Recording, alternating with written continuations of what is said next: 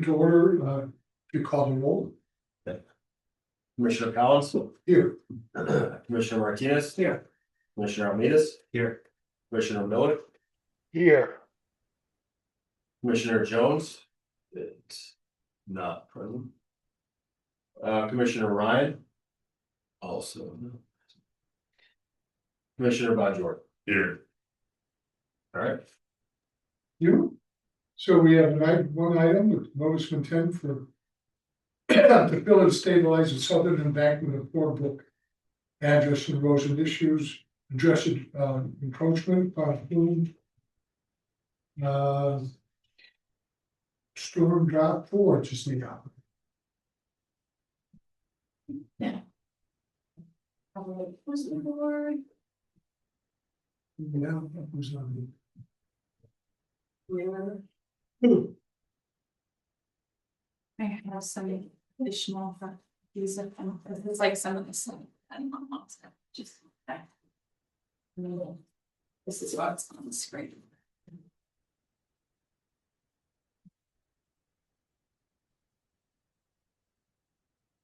No, right, you're gonna be able to see that. Right, do you share, do you have it, to share? I have the whole. You don't.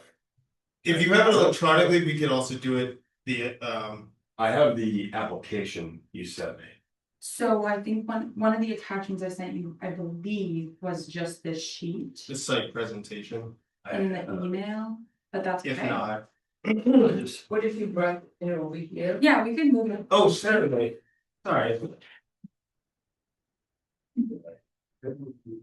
So it's not in the formal application? We can just mark up the plan, so. if- There is the site plan, but we decided to mark this up just to make it a little bit more enhanced on like what the certain aspects are. That's all of it. But I sent that via email. That's actually not. No. No, can you, a little bit, so, yeah. The camera's up on top of the screen. Yeah, Yeah, We've got, that's much better. and we've got this. Yeah. Oh, okay. Yeah. Okay. You know what? There you go. There we Can you go. see fresh? right, can you see that or not? Yeah. Yeah. Yeah. Yes, I can see it, thank you. Okay. It has bigger column. There we go. Strange group. Yes. Weird ladies. Okay, so I just. Oh, sorry, is it? Oh, that's fine. I can This is to identify this before the night, so. I don't know what's best. Well. I'll just sit here. I was gonna say, yeah. Perfect. I'll stand. It's fine. So, this is for the Doncaster Storm Force. So Arrington, TRC, Lowell, Isabel Mohammed Hall, also TRC, Lowell, Massachusetts. Here to present on behalf of Doncaster Stormforge for the notice of intent. So the project is located at 160 Cottage Street in Springfield. It is on the backside of the facility, so the northeast side of the facility. As you go down the hill towards the Poor Brook. The conditions are it's fairly wooded, vegetated area, very steep slopes leading down to the brook. Obviously the area is heavily industrial, stone forge, Doncaster stone forge, industrial metal forging for decades now. The history of the site is there was a underground storage tank fuel release that led to oil getting into the ground that has since been remediated under the state regulations under the Massachusetts contingency plan. As part of the regulatory process to obtain closure for the release site, we are looking to stabilize the embankment of the Poor Brook as over time the embankment has been eroding away just from generalized flow. There's actually quite a considerable amount of flow that enters into the Poor Brook from all of the various drainages throughout the Springfield area. So the brook has been eroding away. That erosion is leading towards where the stabilized, I should mention that it's a stabilized plume at the moment of where the oil is at. So in order to, again, obtain closure for the remediation, we're looking at stabilizing the bank. We've worked with Mass DEP to this point on what that looks like. And that is using a soft approach. So instead of using hard armoring, riprap, or retaining walls made of concrete, we're looking at actually using vegetation. So in this case, the approach would be to emplace what looks like choir logs that are wrapped in a fabric that are stacked on top of each other, almost like a stair step, to protect the embankment, and then also augmenting that with live staking, so vegetation that would be placed in there. The logs would essentially protect that vegetation as you get flow coming over there, but the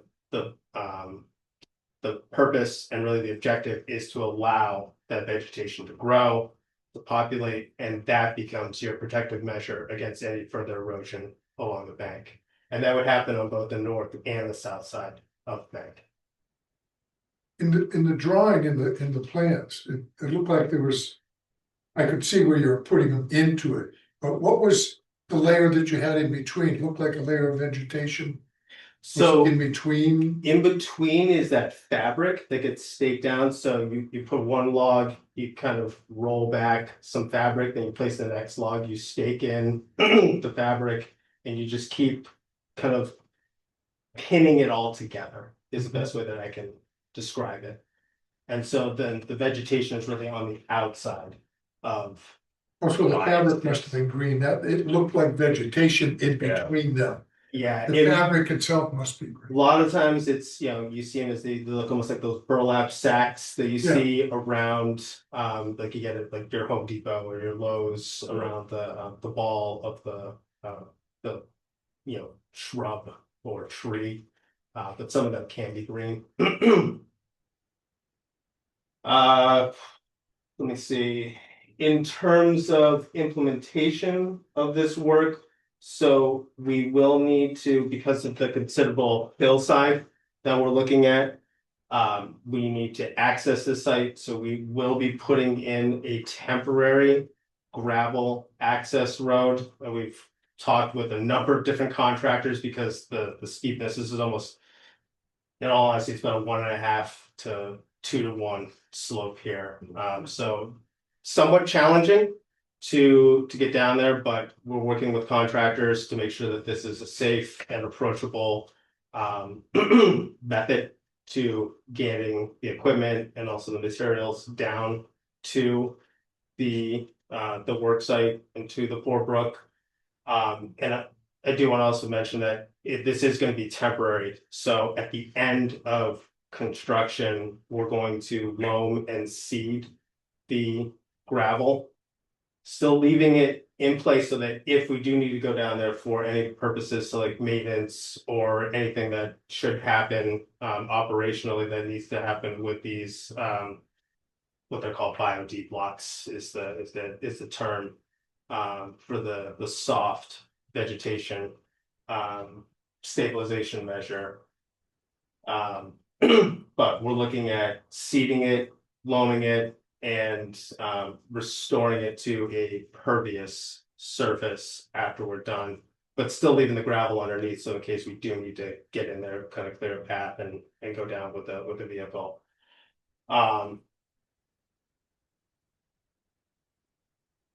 During construction, a number of different erosion and sediment controls that are going to be taking place. So within, first of all, around the tops of the embankments and also at the bottoms, there'll be erosion controls, silt fencing, straw wattles that'll be used, or compost filter socks. There's also going to be a drainage swale along the southern side of the temporary roadway. So again, trying to maintain, so we're not washing out that roadway, any silts, gravel, soils, further down the hill to enter to the brook. Trying to maintain, material storage areas that are surrounded by erosion control, silt fencing, even double silt fencing if we need to. As they approach the work area, the Port Brook.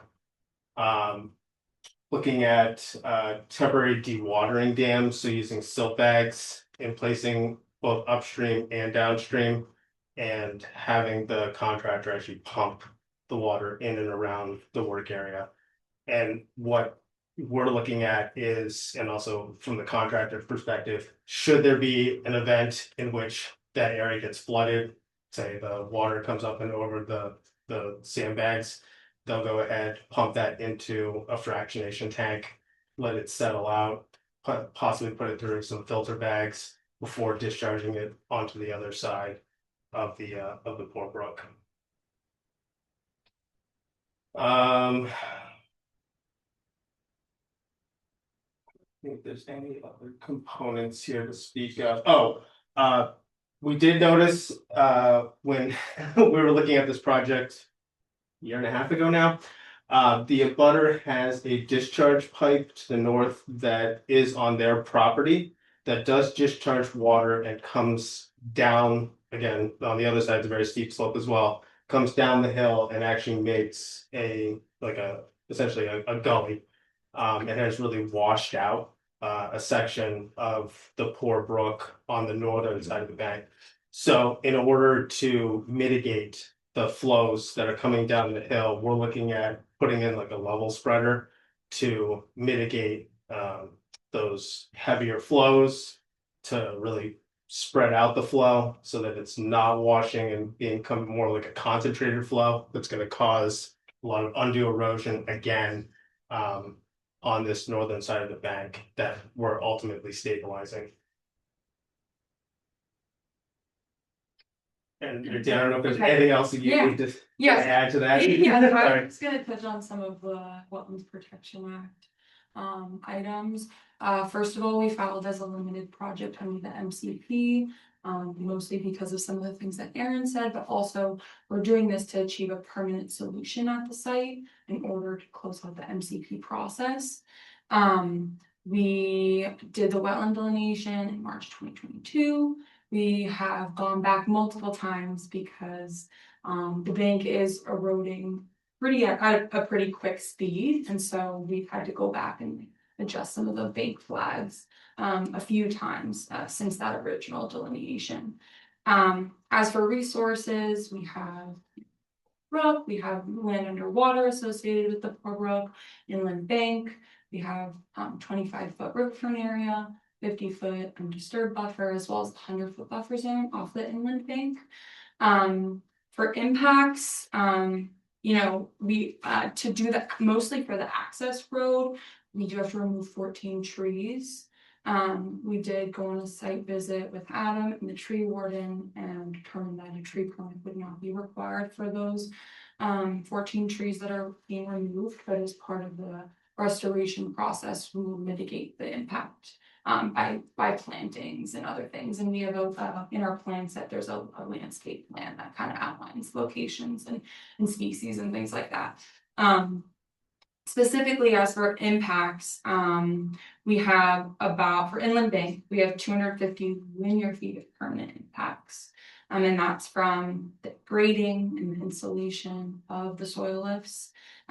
We have about 40 linear feet of temporary impacts to inland bank, and that's from the installation of the sandbags, the sandbag dewatering dams, and the stream crossing. We included the temporary provision for the contractor to mat over or brook in case they need to get their equipment to the northern bank, because it's very hard to access that area, and so we added that in as a in case it's needed kind of situation.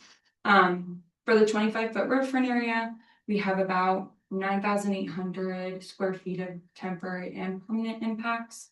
That's from grading for the access roads and the soil lifts, The installation of the soil lifts themselves, tree removal, installation of the riprap apron swale protection, the level spreader, as well as the grass line swale. And then we have some temporary impacts from the installation of the access roads and soil stockpile locations. Land underwater, we have about 2,670 square feet of permanent impacts.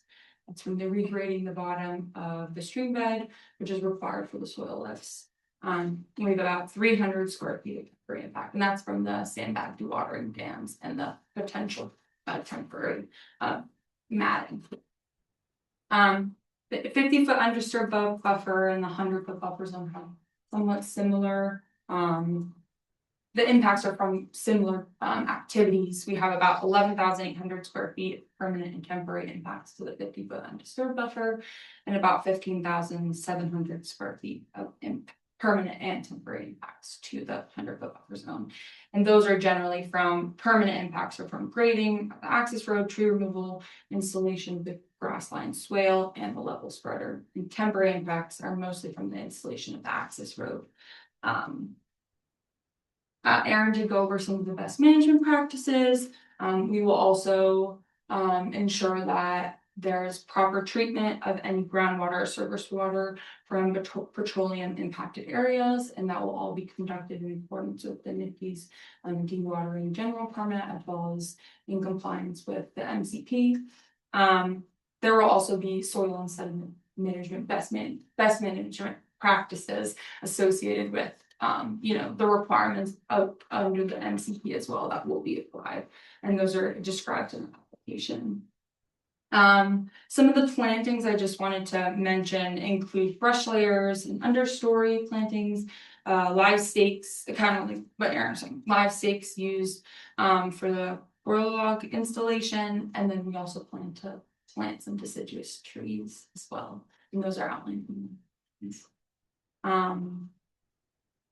that's it from me. Aaron, do you have anything else to add? No, Any questions? I was gonna say, we'll open it up to any questions that the commission might Just have. following up with the last thing you said, Yeah. the plantings, they're all native. I believe so. Trees and. They are. Our landscape, I was gonna say, our landscape architect took a look at the native plantings lists, and yeah, they're gonna be native. It says red oak. I recommend it. Well, it says it has a scientific name for swamp white oak, but then it says red oak. So I Okay, recommend planting swamp white oak, okay, especially on the stream bank there. That's just one thing I noticed when I was looking at the tree list. we can definitely make that adjustment, Yeah, yeah. And let the contractor know as they go out to bid for it. 16 trees, right? Is that the right? I thought that's what I counted on the plans. That sounds right to me, yes. So we're gonna do more, a couple more than the 14 that we're taking down. And probably the 14, a lot of them were not native, so this is probably a better thing. Yeah, there are a lot of Yes, I'm sure they were. They were probably all Norway maples or something. How long will it be dewatered? So. You've got the permit for dewatering anyway. So the dewatering permit we're gonna go for after, so we're gonna be putting that application together before we go out to bid for the project. So after gaining approval from this commission, we'll go and get our NIPD's permit for the DRGP. And then get the contractor on board and then go and do the work. So looking at timing wise, should everything go accordingly, we're looking at a summertime.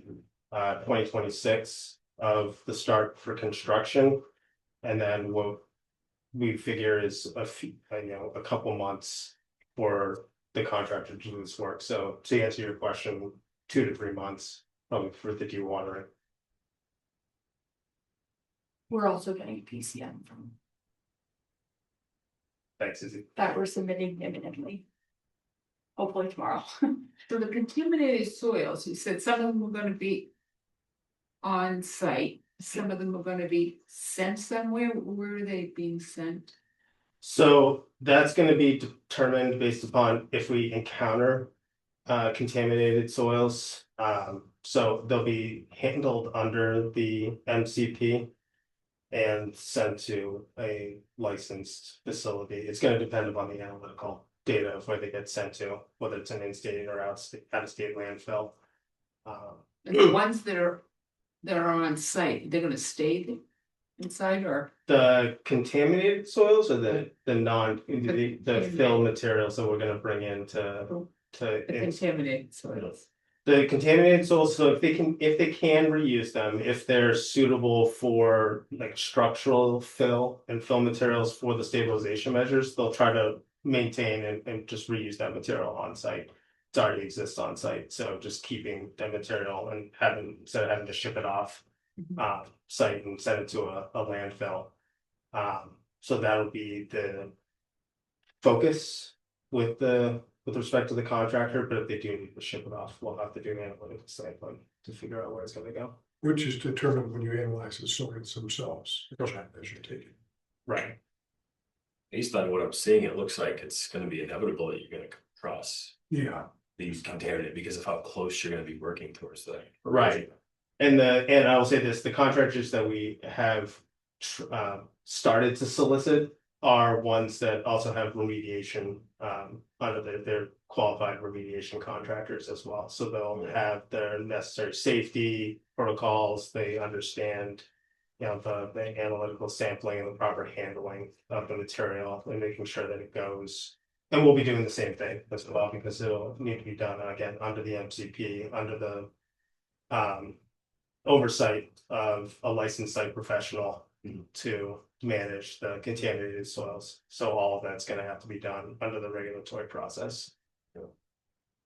But to your point, yes, we'll likely. But it looks like it's gonna happen. It's, yeah, Especially on that northern edge here where the stream is too. exactly. Yeah, as you kind of come more towards the stone armoring, I'll call it. Yeah. Or the MassDOT, the underpass, that area. I mean, even during heavier rains, you kind of see it almost like squeezing out.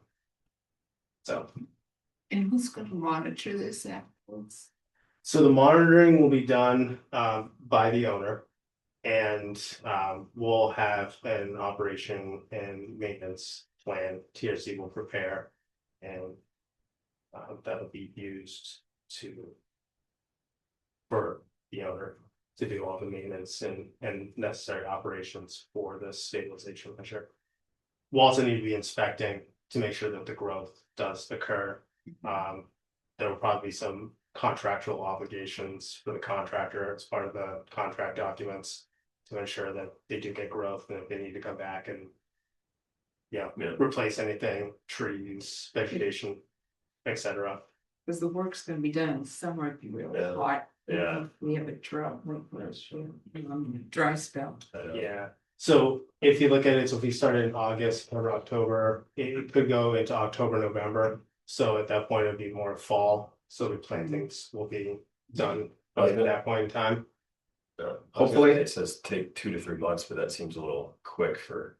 Maybe for that project. So these contractors that we talked to, they really want to get in and out as quickly as possible. Okay. Because of the dewatering requirements. So, I mean, they could be dealing with a lot of water and they don't want to be sitting there for too long. This softer stabilization measure, it's a little bit easier. I should say it's a little bit easier to install. It's lighter. I mean, you're still gonna have to use heavy equipment to install it, but you're not pouring concrete, you're not, bringing in loads and loads of heavy stone material, so it should make the job go a little bit quicker. But at least that's from the contractor's perspective. What does maintenance look like with those soil lifts?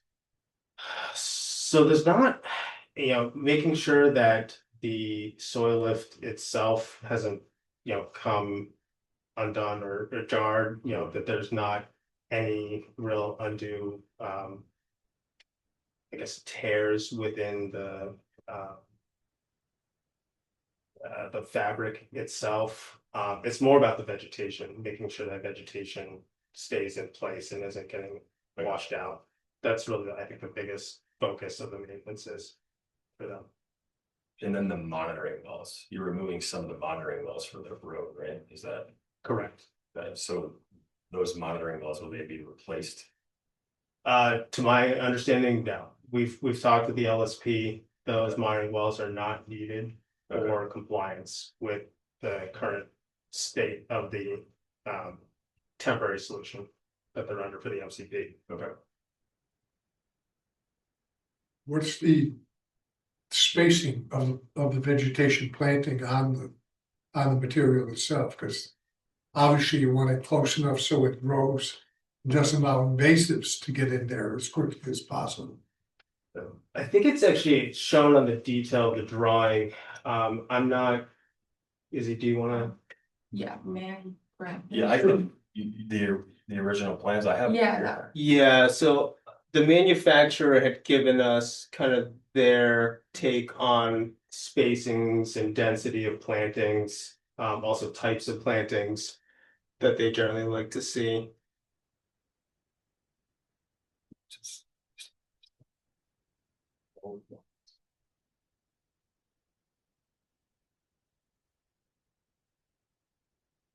Right.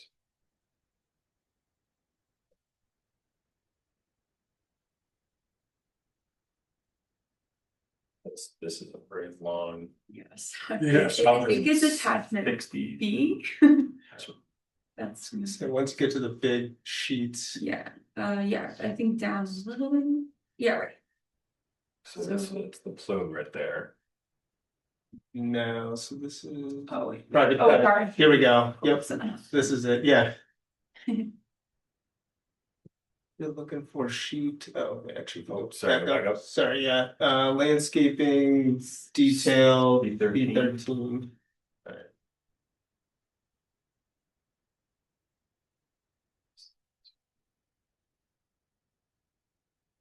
C6, I get along with.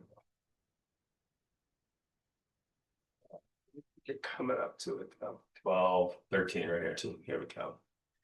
So yeah, you can see the different live stakings. You know, they kind of show a detail of the cross sections, how they're going to be installed. I thought there was in here the densities. So What is this one over here? Is that not good? But this Or is that just? So this is the live cutting, live stake jointings. Might be actually on the next third, page. yeah, right through. This 14. Yeah. So this is the choir log.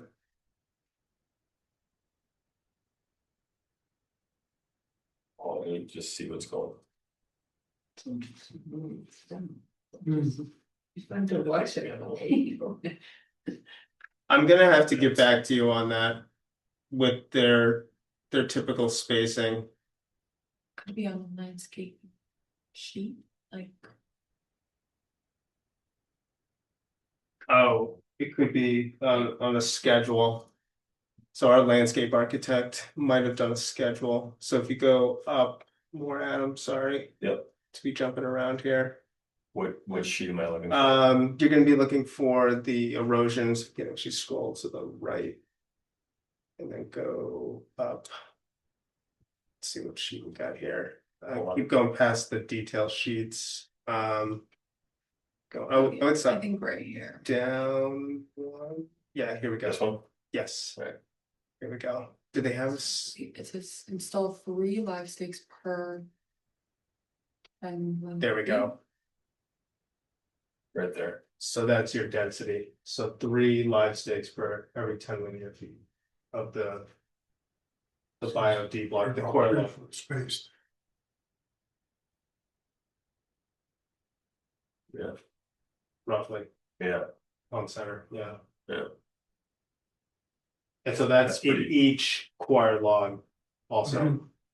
So And they're probably Pretty good. spaced.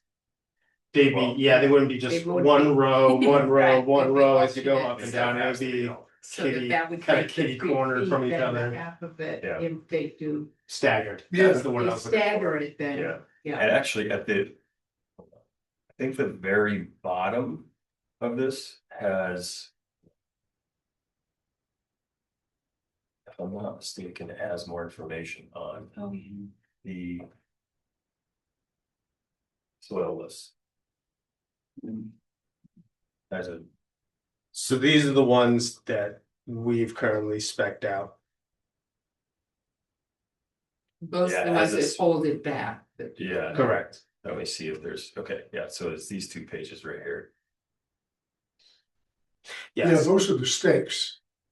So these are the stakes that are holding this coir log to this coir log and the fabric that's wrapped around it.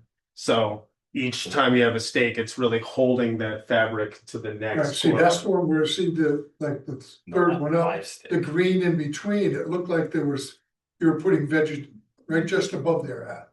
Oh, right here. Yeah, it looked like you were putting vegetation Yeah. in between. That was what my initial question was about. Okay, Ah, this is your live stake, right? that's your live stake. Right, Yeah. I don't know. what is that above the live stake, that in between, like? Is that, Right here. yeah, right there, what is that? Seems to go underneath the. It looks like it Log. goes underneath, but Yeah. it also looks like it's vegetation. Yes, so I believe, and I'm not sure if the one that we're looking at has just the live stakings in the core logs and not underneath, but you can also supplement with putting, again, live stakings both underneath and also in plantings, actually in the core logs, at the tops of the core logs, and live stakings that you would shoot into the core log itself. So there's a lot of, again, the purpose is to allow that to grow and proliferate so that it can become your stabilization measure, not the core log itself or the fabric. It's that vegetation that's gonna become the stabilization measure. Yeah, So to your point, when I is read that it, you I can understood it. supplement That's it. why I was worried about. I mean, if it's 3 feet apart. We're gonna get invasives In the. filling in the gaps Mm, that aren't as adept at doing what these are Right. supposed to do. So again, you would supplement them at that point. You would supplement with additional plantings, with additional cuttings. At least that's my understanding.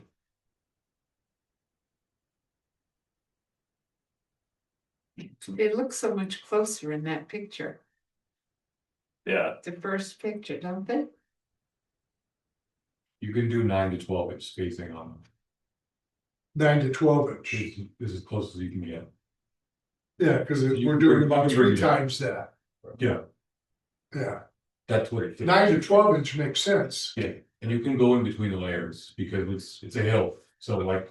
Yeah. It's gonna grow naturally where the light and everything comes, so if you wanna go underneath, you wanna go on top. You wanna hit everywhere, to be honest, you want a good mix of up, down, and in between the layers, so that way everything can grow. And kind of attach to multiple layers as you build upward. Yeah, but that's why the 9 to 12 inch, I Yeah. mean, 3 foot allows a lot of error. Yeah. For things we don't want to see in there. Yeah. The 9 to 12 inch spacing makes sense. Yeah, you can bring it in, it's all in what you want, really, but that's as tight as you can go. You know, if you were in a different area, you could have bigger spacing if you wanted, depending on what you're trying to achieve Right. with the soil lift itself. So the manufacturer changes the recommendation based on what they're trying to achieve. And these are imported from India and Sri Lanka? Sure. Yeah. You make the project a lot more expensive. Oh, it's just. Patented. Yeah, Yeah. Oh, right, patented. Yeah, they're probably manufactured. Yeah.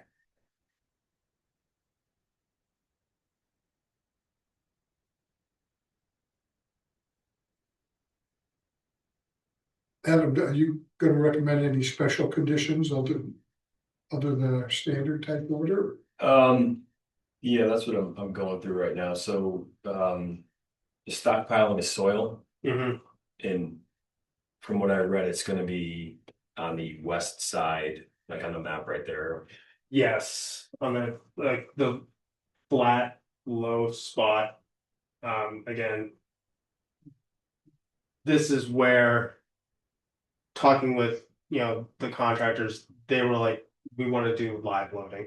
That's always what they want to do, but we wanted to have at least a temporary stockpile location so they could bring soils up if they needed to and place them on some, fabric or polyethylene type liner, and then ship those off, put them in the trucks and ship them off site if need be. Okay. Same thing with the clean material, if they needed to, if they weren't able to just bring it down, dump it. Yeah. In the area that they needed to, they have somewhere that they can in place that's closer to the work zone. Since that's a pretty significant slope, can you please just make sure that there's, I know it says it in a plan, but make sure that there's good silt fencing around there in case when it rains, it just goes right down. You see where I'm getting, it goes right down into the stream. Yeah, we were actually looking at double. Yeah. Double silt And that was my next question is where, could you show me where on the plans? I know it mentions double silt fencing. Can you show me there on those plans where you plan on putting the double silt fence? Sure. So I was thinking at actually the top of the hill, was actually putting some wattles both at the top and actually at the midpoint of the hill.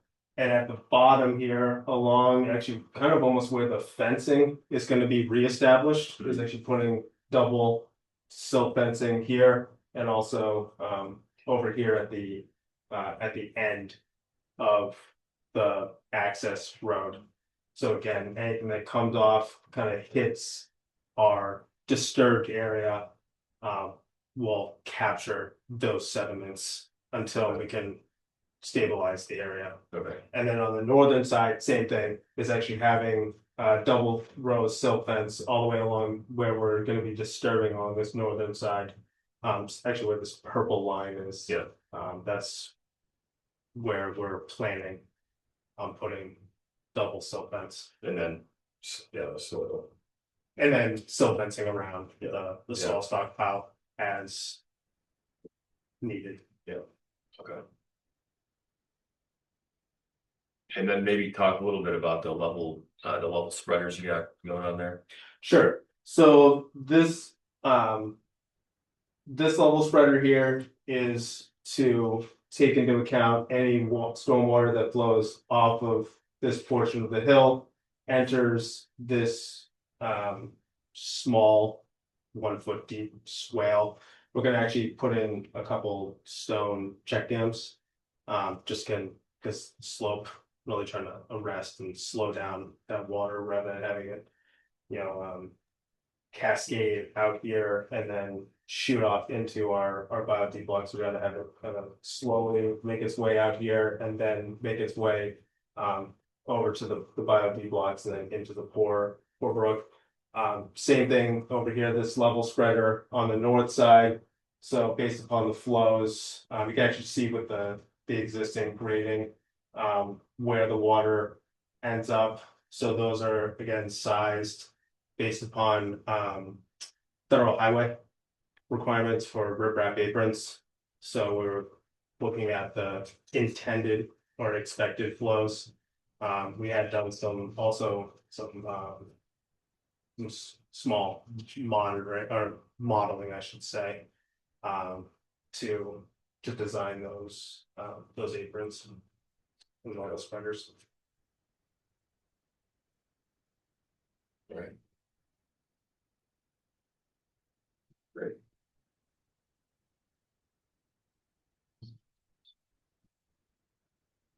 The comments from Mass DEP regarding the stormwater management. You guys get a chance to just take that. I did take a look. I think they had said that we are applicable to stormwater management, which Yeah. is accurate. Yeah. However, because we're not creating any novel impervious area, we're gonna meet those standards to the maximum extent practicable. Okay. Which in this case, water quality and water quantity, we're not changing the conditions of stormwater that's gonna be entering Poor Brook or the quality of the water. Actually, to be honest with you, we're actually gonna make it better. Because we're Yeah. we're arresting erosion that's gonna be happening here, we're stabilizing a brook that really has changed in shape and is actually causing its own erosion. Yeah. So from a water quality and a water quantity perspective, we're making it better than the existing conditions. Mhm. Should I let somebody in? No, they should. Okay. And from their perspective, so standards, I think it was 8 and 9, specifically to Pardon me? Yes. all right. So from their perspective, standards 8 and 9, which have to do with stormwater, like erosion and sediment controls. So we've talked about that. We'll have a stormwater pollution prevention plan in place. We'll be doing dewatering and stormwater management under the NIPD's program and to the, best management practices for, stormwater management. And then stormwater 9 is long-term pollution prevention planning. That's going to be held to the operation maintenance of the stabilization measure. There are no structural stormwater control measures, so there's not going to be any like inspections of like a catch basin or a water quality treatment unit. Okay. So we do understand where they're coming from, and we do intend to comply with those stormwater management standards to the maximum extent practical. Okay. One of my last questions is refueling. That's gonna be well off. Well, That is going to be up the hill, the back, right? and we actually do have on the front side of the facility is another actual stockpile area, which is where we're just going to have them do all their refueling, and that's outside the resource, well away from the resource areas. Yes. And that original dam, that's very dilapidated. That whole thing is going, right? Oh, yes, sorry, I forgot to mention that. So the dam that is no longer in service is gonna be all demolished, which that is also probably another reason for the severe erosion of the bank is as that water comes in, hits the wall, gets redirected into the soil. So again, taking out that defunct dam will help out. Absolutely. That was in the right, that was in the plan. Yeah. So, Mhm. It has its name. It's, So. it lives up to its name. We're gonna try to help it with this project. So are you here for questions, just to look what's going on? just observe these. Okay.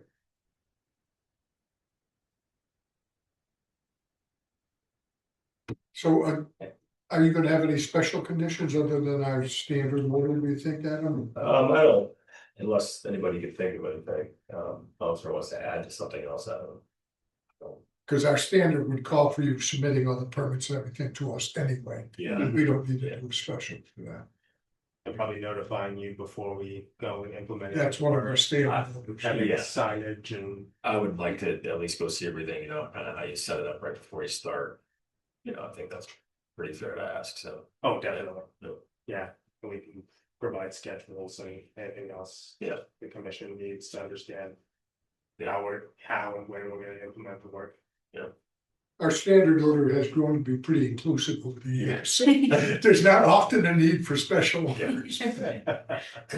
Understood. And I have to mention the silt fence around the soil, the stockpiling of the soil, because I've had issues in the past with it not being taken care of, especially at a slope like that.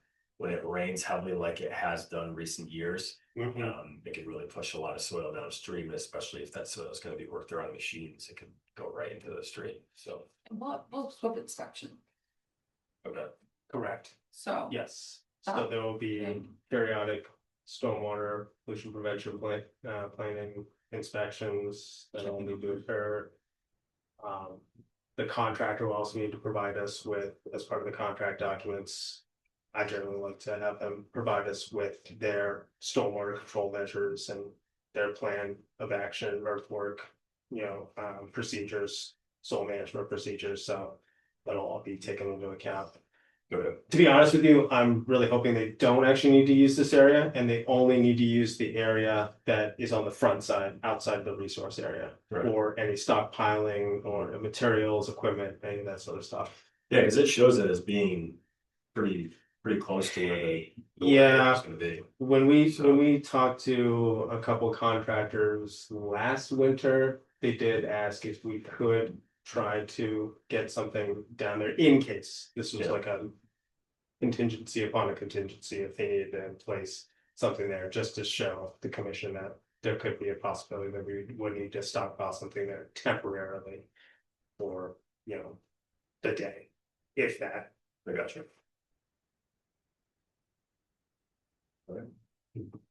Any other questions? Any questions from anyone else? Okay, hearing none, then a motion to close the public hearing is in order. I'll make them up. I'll second.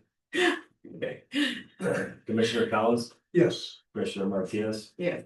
Commissioner Alminas. Yes. Commissioner Miller, Yes.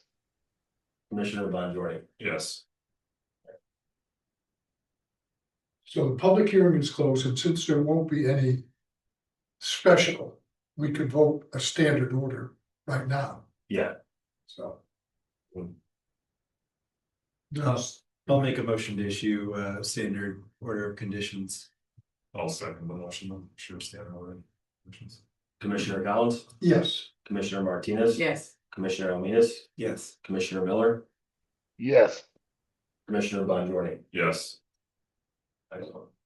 Adam will prepare that and get it out to you. I'll prepare it for you guys. Thank you very You probably want it before you go out to bid, I would imagine, right? No, Yes, it would help with the contractors and their understanding. no. Would you prefer I have someone pick it up, or would you send me with it? I can send it, yeah. Okay, Yeah, if you could provide an address. Yeah, I'll email you make sure, tomorrow. yeah, I'll make sure you get it, so. Okay, awesome, and then we'll report it. And send you proof. Awesome. Awesome. Thank you very much. Thank you. Warn your contracts, because they don't always read them all the way through. That one of the orders in our standard orders that they have a copy of the order of conditions on site while they're working. Mm, They don't always remember. yeah. One of the things of being an engineer, I wish they would read our contracts. Our contract documents, but they don't. But yes, we'll take that to note as well. It's having the order and the plans, the approved plans on site. Thank you. Awesome. Thank you. Thanks for coming back. You're welcome. Thank you. The treaty, how are they gonna do those blocks? I really liked it when I was reading it, because that was a very. Thank you. extensive- Thanks, Craig. Thank you. I like Have a good night. it. It's really nice. Look forward to it. I can take them off your hands if you don't want them, but. Do you have one for the final reading? I have one with, if somebody else. Yeah, Hold on to I'll it. have all. the- Yeah, it's good. Yeah, I might as well just have. it. I Big lines of. Yeah. Big firewall trucks go. Yeah. Big plan? Yeah. Yeah, actually, you could take the big one that's on the whiteboard. just- Okay. Sounds good. Do you want the full size plans? I, have a copy of the full yeah, I, Okay. No worries at all. As you can tell, we're just trying to offload a whole bunch of paper. yes. Pretty much what. Thanks for coming in. Thank you. Have a good night. You too. Yeah, they do. Yeah, so. Surprised they didn't hire somebody local. Yeah. Well, it's a big corporation, they must use them time, probably. Yeah. Yeah. Is that it? Nothing else being on the agenda unless there's anything, any updates that need to be done. Then a motion to, did you have anything you wanted to say or ask or? My name's George Perez. How you guys doing? Good, how are you? George. That's it. I'm just being nosy and so I gotta Oh, make myself present. Yeah. no problem, glad to have somebody who's interested. I think we actually met a couple years ago, not the school, right? Yeah. Yeah, Commonwealth of we were just talking about that, Oh, top of Maple Street. yeah, You do some work there, right, the grounds and. Yeah, agriculture. Poetry. Yeah. So, Nice. Then a motion to adjourn. Is it order? I'll make a motion to adjourn. I'll second it. Commissioner Collins, Yes. Commissioner Martinez, Yes. Commissioner Alvenus, Yes. Commissioner Miller, Yes. Commissioner Bongiorno. Yes. All right. I will. Have a good night.